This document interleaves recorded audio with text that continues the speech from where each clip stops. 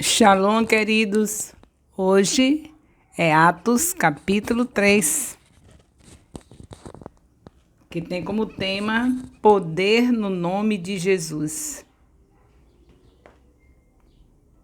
Neste capítulo 3, nós estudamos. Esse estudo é apresentado um dos primeiros milagres feitos pelos apóstolos depois de estarem cheios do Espírito Santo e o impacto dessa ocasião para a multidão. Houve um impacto nessa ocasião, desse milagre, para a multidão. O Senhor Jesus havia dito que os sinais iriam acompanhar os apóstolos e confirmá-los como suas testemunhas em Jerusalém, Judeia, Samaria e até aos confins da terra. Por isso,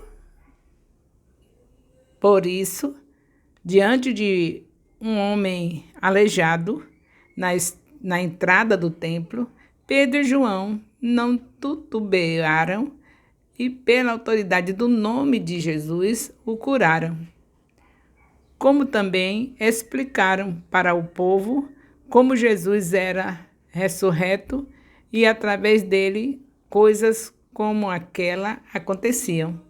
Porque Jesus ressuscitou. E assim como ele ressuscitou, nós também iremos ressuscitar. E tem coisa maior do que essa? Então, se Deus nos dá essa capacidade, deu-a para Jesus, para ele ressuscitar, e para nós, o que é que Deus não pode fazer através de nós? Inúmeras pessoas foram impactadas pela mensagem do Evangelho e levadas ao arrependimento naquele dia, deixando ensinamentos essenciais para o seu relacionamento com Deus e com o próximo. Através desse milagre, muito ensinamento, muito relacionamento com Deus, de muitos começaram a ser assim mais íntimos de Deus, de ver as maravilhas de Deus. Vamos ver o contexto histórico de Atos 3. No estudo de Atos 2, Lucas contou como a igreja foi formada pelo dom e batismo do Espírito Santo e se reuniu em torno do ensino dos apóstolos. Já neste capítulo 3, ele passou a narrar exemplos do ministério dos apóstolos em Jerusalém. Muitos sinais e maravilhas aconteciam entre eles porque viviam em comunhão entre si e com Deus. Note bem, a comunhão entre si e com Deus. Então, tem muitos de nós que pensamos que só basta ter comunhão com Deus. Mas para que as maravilhas nas nossas vidas aconteçam, é necessário que tenhamos comunhão com Deus e comunhão também com as pessoas que estão conosco aqui na terra. Eles deram continuidade ao ministério de Jesus e agora falavam e demonstravam o reino de Deus, demonstravam o reino pelo nome dele, pelo nome do Senhor Jesus, pelo nome do nosso Deus. Dessa vez, quem foi impactado pelo poder do nome de Jesus foi o homem aleijado desde nascença. Ele estava nessa situação de invalidez há mais de 40 anos, Atos 4, 22. E o máximo feito para ele pelas pessoas era colocá-lo na porta do templo para ele pedir esmolas. Era tudo que o povo fazia. Todos conheciam aquele homem e sempre o viam ali sentado pedindo recursos para poder sobreviver. E o que fez o espanto de todos ser ainda maior foi diante do milagre ocorrido. O espanto pelo milagre foi maior ainda por conta disso. Porque sabiam o tempo que ele estava ali, quanto tempo ele viu ali pedindo, e quando de repente isso acontece, o impacto foi grande. Atos 3, versículo 1. A oração é o precursor do milagre. Se quer milagre, ore primeiro. Pedro e João estavam indo ao templo para mais uma vez estarem em comunhão com o Senhor.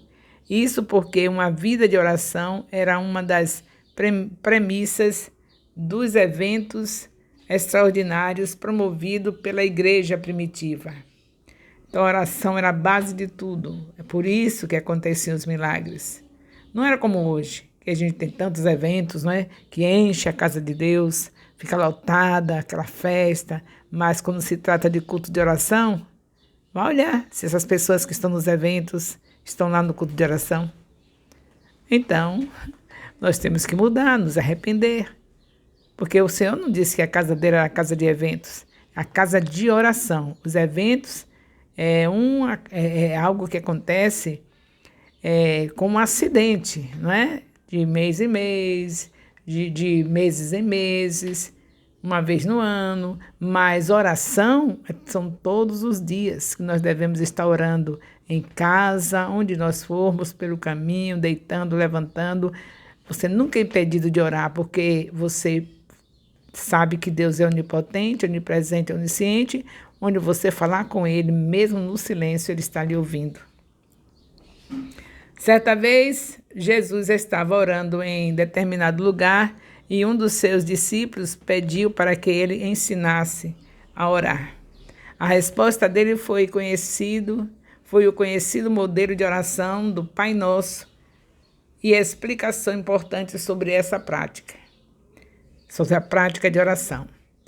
Mas, apesar daquele discípulo poder ter perguntado qualquer outra coisa para o mestre, por que quis saber sobre oração? Por que ele não perguntou outra coisa? Provavelmente ele e os outros discípulos estavam cientes que a comunhão de Jesus com Deus era como um combustível para ele continuar manifestando o reino em seu ministério.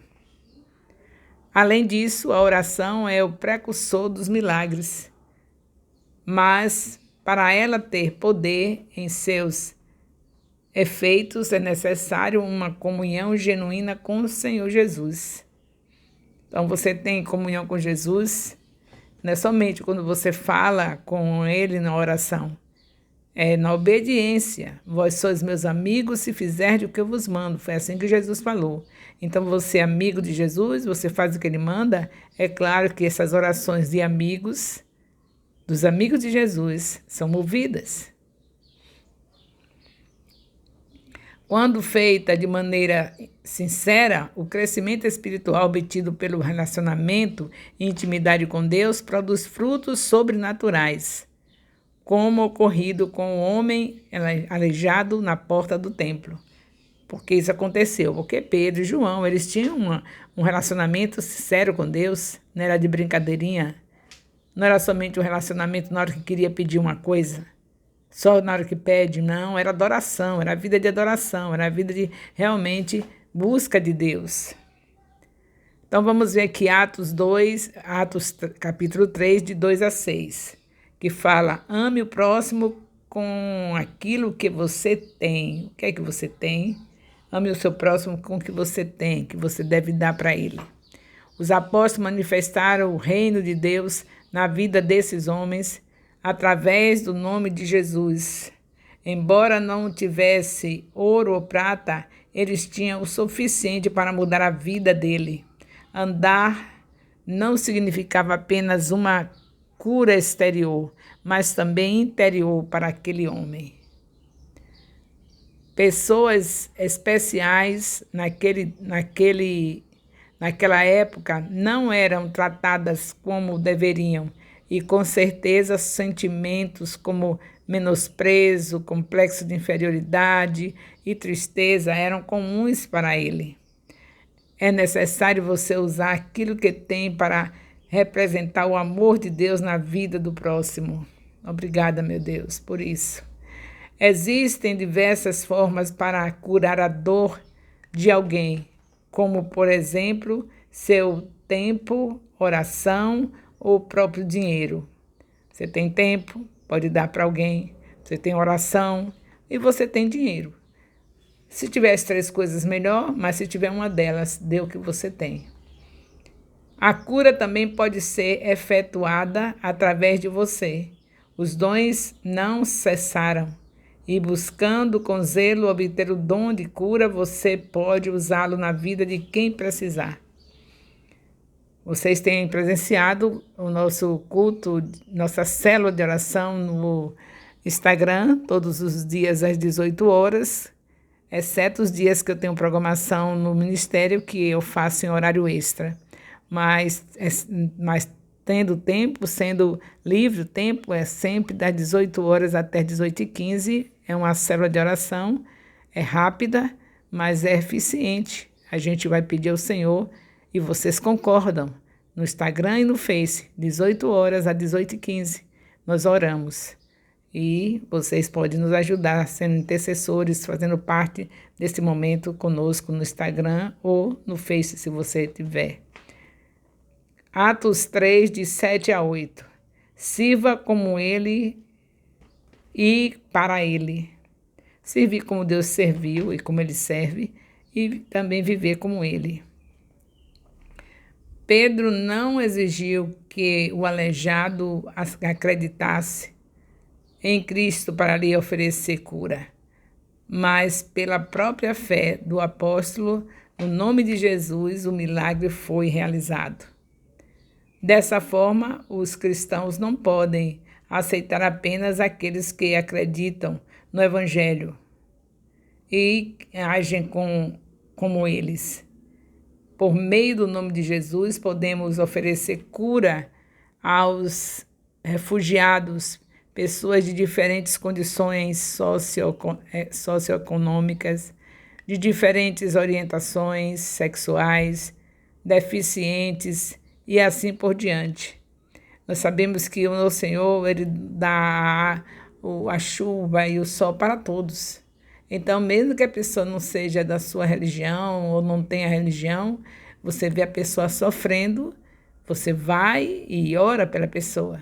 Se for um dos escolhidos, naquele momento, vai receber a Jesus. E se não for dos escolhidos, vai receber o benefício físico e depois vão ficar sem Deus, mas aí não é o problema nosso. O que Deus mandou foi que a gente amasse a todos, então amar é dar. O que é que você tem? Tem dinheiro? Então providencie alguma coisa para aqueles que não têm. Você tem uma vida de oração? Então ore pelas pessoas. É isso que nós temos que fazer, independente de quem elas sejam. A cura deste homem, em Atos 3, chama os cristãos para servir ao próximo, porque devemos ter o mesmo sentimento do Senhor Jesus.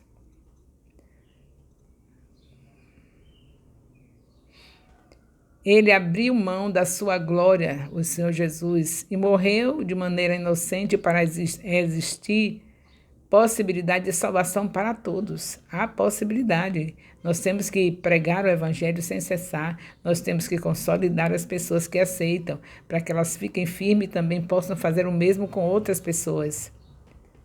Em obediência a Deus e pela sua humildade, Jesus executou perfeitamente sua parte no plano de salvação e deixou a comunidade do seu ministério em nossas mãos. A continuidade do seu ministério em nossas mãos. Quando alimentamos o faminto, damos água ao sedento e cuidamos dos necessitados de diferentes formas, é para o Senhor que estamos fazendo, servindo como Ele e para Ele. Nós já vimos isso em Mateus 25, de 31 a 46, Jesus falando na maneira como Ele vem.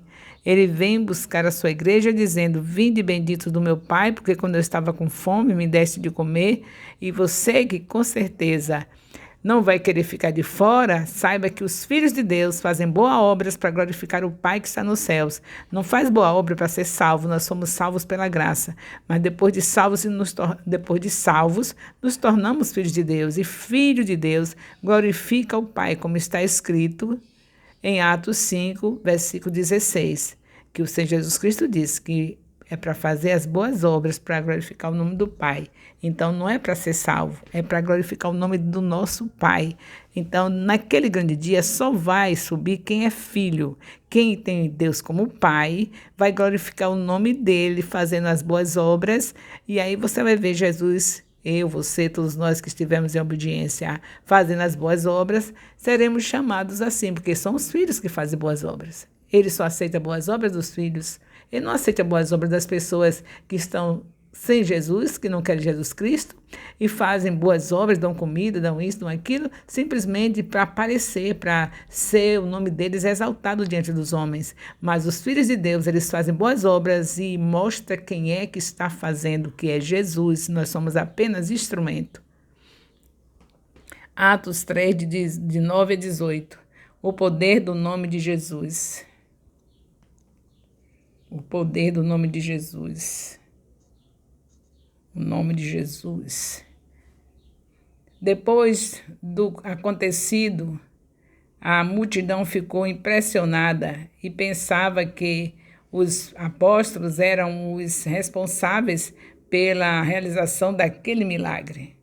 Mas, de imediato, Pedro tratou de explicar para eles sobre como Jesus crucificado agora era ressurreto e curou aquele homem, porque o poder para restaurar a saúde daquele homem não vinha deles, mas do nome do Senhor Jesus.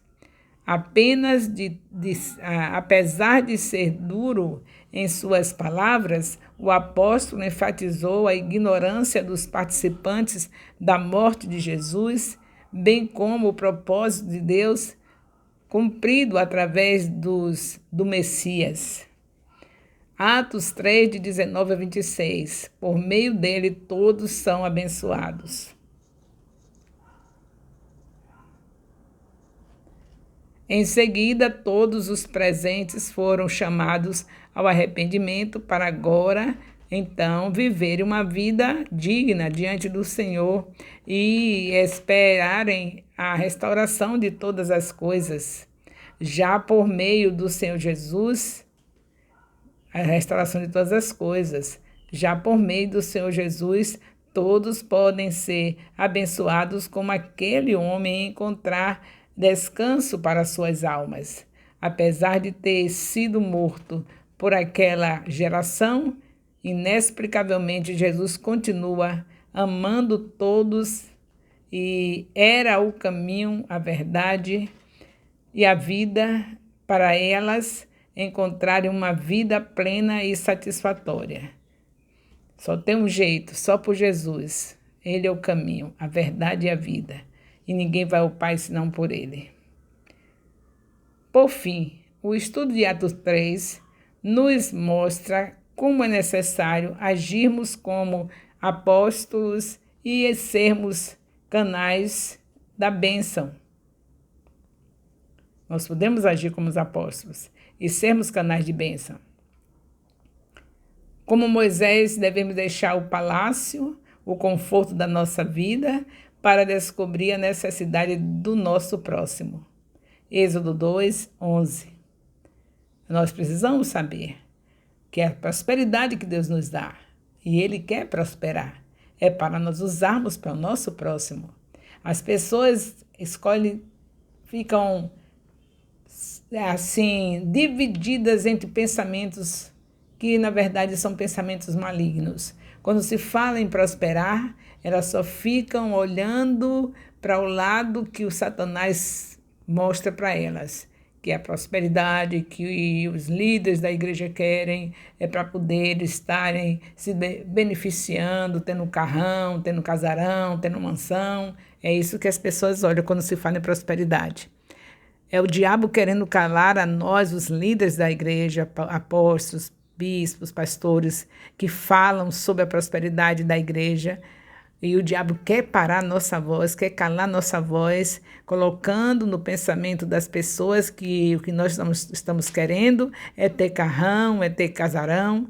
E esse pensamento é maligno, porque eles esquecem que, mesmo que fosse para nós termos carrão e casarão, eles poderiam nos seguir nos nossos carrões e nos nossos casarões, que nós estaríamos o quê? Usando para o Senhor. E é assim que apóstolos, pastores, bispos fazem. Quando estão realmente seguindo a palavra, eles prosperam e o que tem é para eles e aquele povo que o Senhor entregou na mão dele. Por exemplo, nós temos um sítio, nós entregamos um sítio para ficar sendo usado para a obra de Deus. Nós temos carro bom, mas esse carro é usado na obra de Deus. Pouquíssimas vezes nós usamos para um lazer, que não tinha nenhum erro se usasse, mas a gente não tem nem tempo para isso. Sempre o carro está sendo usado para justamente a obra de Deus. Pronto, se fosse para isso, já valeria a pena, porque nós não iríamos usar o que Deus entregasse de prosperidade para nós, se não fosse para o reino. Mas o melhor ainda é que nós falamos de prosperidade, não só por causa disso, para nossas vidas como líderes, mas para que cada filho de Deus que estão aprendendo conosco saiba que esse dinheiro é para cumprir a boa obra que está escrito lá em Mateus 25, de 31 a 46. Como é que se faz essa obra? Deus vai chamar assim: vinde bendito do meu Pai, porque quando eu estava com fome, me deste de comer, quando eu estava com sede, me deste de beber, quando eu estava nu, me vestiste, quando eu estava na prisão, quando eu estava como estrangeiro, me ajudaste, me visitaste. Quem faz uma obra dessa? Quem vai encontrar uma pessoa que está numa calçada, sem teto, sem nada, para fazer alguma coisa por ela sem ter dinheiro? E essa é uma obrigação do cristão. Por isso, os líderes da igreja precisam falar de prosperidade. E é claro que o que incomoda o povo quando se fala de prosperidade é porque sabe que a prosperidade não vem para os infiéis. Uma pessoa que não dizima, uma pessoa que não é ofertante, que não é primiciante, que não honra os seus líderes. Como é que tem apóstolos que fundaram aquele ministério, que deram suas vidas, como no caso do meu marido, que eu ficava dentro de um sítio com um filho excepcional, e ele de noite, de porta em porta, de gabinete a gabinete, fazendo aconselhamentos, cuidando das pessoas, fazendo cura interior, libertação, e a esposa com um filho excepcional dentro do sítio, segurando na mão de Deus, sustentada por Deus, porque sabia que o seu esposo estava fazendo justamente a obra do Senhor, e ela estava ali como cooperadora, sozinha em um sítio, aguentando naquele período difícil, para poder o esposo continuar essa grande obra, porque não podia ficar dando assistência para mim e, ao mesmo tempo, cuidando do povo. Eu tinha que ficar ali, renunciar a tudo, deixar meu marido trabalhar, para poder o reino de Deus crescer, e hoje nós temos um ministério deste tamanho, bairros, a maioria dos bairros com congregações, e para quem vai ser as primícias? Para esses apóstolos, para manter a obra que Deus está fazendo, que Deus fez e continua fazendo na vida deles. Então, tudo isso é bíblico, mas quando se trata de dinheiro, as pessoas têm tanta maldade que não querem nem que fale na prosperidade, porque não querem fazer o que está escrito em Mateus 25, de 31 a 46. Da comida. Aí tem logo o discípulo. No instante tem discípulo, se você fizer a obra que Deus mandou. Porque tem que dar comida para quem está com fome. A família que você alimenta, você acha que não vai ganhar pelo menos um membro da família? Então já tem um discípulo aí. É para ter 12. Você já tem um primeiro quando você vai numa casa que cuida dessa família, acompanha semanalmente, alimentando, fazendo tudo, oração, abençoando aquelas pessoas. Uma no mínimo eu tenho essa experiência no meu dia a dia, eu só ensino aquilo que eu pratico. Então, famílias que eu faço isso, eu ganho no mínimo um membro dessa família. E não vai ser diferente com você. Por que é que você não tem 12 discípulos? Porque você não faz isso. Eu não posso duvidar de Deus, eu tenho que duvidar de você. Porque se Deus mandou fazer essa obra, já são 2 coelhos de uma cacetada só. Quando você faz essa obra de ajudar o seu próximo, você também consegue fazer pelo menos 12 discípulos. E vai fazer o que você está fazendo aqui. Vai aprender a palavra, você vai ensinar para esses 12 discípulos, mesmo que nós estamos lhe ensinando, de Gênesis a Apocalipse, um capítulo por semana. E aí o que vai acontecer? O reino de Deus crescer. E quem é que vai ser beneficiado? Você. Porque naquele grande dia, quando o Senhor chamar, vinde bendito do meu Pai, porque quando eu estava com fome e deixe de comer, você deu o alimento e você ainda ganhou discípulos para fazer o que Jesus Cristo mandou ensinar. Ganhando, consolidando, discipulando e enviando. Então, queridos, em nome de Jesus Cristo, estejamos firmes nesse propósito, né? De fazer o que Jesus Cristo mandou. É desse jeito que temos que caminhar. Agora, esse caso aqui de Pedro, de João, a cura do enfermo, quantas vidas foram ganhas nesse dia por causa daquele enfermo que foi curado? Quantas pessoas acreditaram no poder de Deus? Mas como você ganhar discípulos se você não tem a coragem de deixar o Espírito Santo te usar? Eu não, por quê? Não é você que vai fazer, você só tem que falar para a pessoa que em nome de Jesus, e falar vivendo em comunhão com Jesus, é claro. Se você tem uma vidinha displicente, não tem Jesus Cristo como Senhor da sua vida, então não vai poder dar efeito. O nome dá o efeito quando você vive em comunhão com Ele. Aí você usa o nome dele, a pessoa vai ser curada e você já tem mais um discípulo. Porque nós estamos aqui para visitar os enfermos. Também está escrito em Mateus 25, versículo 36. Cuidar dos enfermos. Então, se cuidamos dos enfermos, lá se vai discípulo. Porque tanto o enfermo como a família do enfermo, eles, em geral, eles aceitam Jesus por ver as maravilhas de Deus nas suas vidas. Então, quer dizer, em nome de Jesus, vivemos os atos que os apóstolos viveram há 2000 anos atrás. Esses atos não ficaram só para eles. Essas atitudes, essa maneira de viver, não foi somente para eles. É para todos quanto aceitam Jesus Cristo. Porque todos quanto aceitam Jesus Cristo recebem o Espírito Santo. E quem tem o Espírito Santo tem toda a possibilidade de fazer a mesma obra que os apóstolos há 2000 anos fizeram. Então, eu acredito que nós vamos crescer, não é? Não vamos ficar com esse ministério somente com alguns bairros, com congregações. Teremos bairros em todas as congregações, teremos congregações em todos os bairros, teremos células em todos os bairros, teremos células em todas as ruas e teremos discipulados em tudo quanto é congregação. Todas as congregações com discipulados de excelência, de nobreza, para a glória do nosso Deus. O amor de Deus, nosso Pai, a graça salvadora do nosso Senhor Jesus Cristo, a comunhão do Espírito Santo seja com todos os discipuladores e discípulos, com todos os líderes de células e componentes das células, desde agora e para sempre. Amém, amém e amém.